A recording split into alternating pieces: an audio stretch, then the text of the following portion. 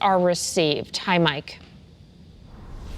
Yes, Courtney, and those plans are really going to differ depending on where you are. Some towns saying they're trying to be strategic to make sure that these tests get to the most vulnerable since they have a limited supply. Others saying they were ready to rush these out as soon as tomorrow.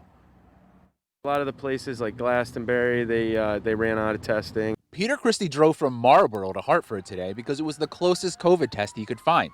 And he wasn't alone. 2 hours in, he was only halfway through the line. The state is trying to expand testing capacity, but it's still not enough. As you can see, the line is long. The tests are not unlimited. One way the state is looking to help is with at-home testing kits. The state will give out some 500,000 kits to towns to distribute, part of 3 million that the state will ultimately provide. We know that there's an immediate need for individuals that can access them quickly, and we want to reduce some of the strain that healthcare providers and other testing sites are having right now. But some towns are still working on their plans. Hartford's getting 15,000 tests for a city of 120,000 people. So the health department wants to prioritize the unvaccinated and people with pre-existing conditions. We want to make sure that these kits are going to get into the hands of those that are most in need of them. For people in line at this testing site on Albany Avenue, anything that can help with demand is good.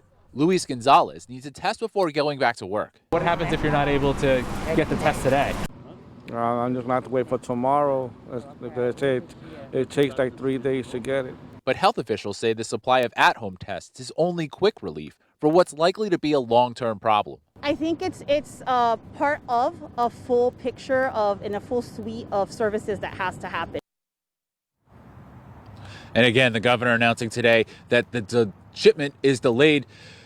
Now, health providers are trying to address that long-term supply, but they say both staffing shortages and lab demand are making things difficult. Coming up on Eyewitness News at 6, I'll tell you what's being done to try to address that problem. Meanwhile, if you want to see what plans your town has in place to distribute those at-home kits, you can go to the Channel 3 app. Live from East Hartford, Mike Savino, Channel 3 Eyewitness News. Okay, Mike, thanks.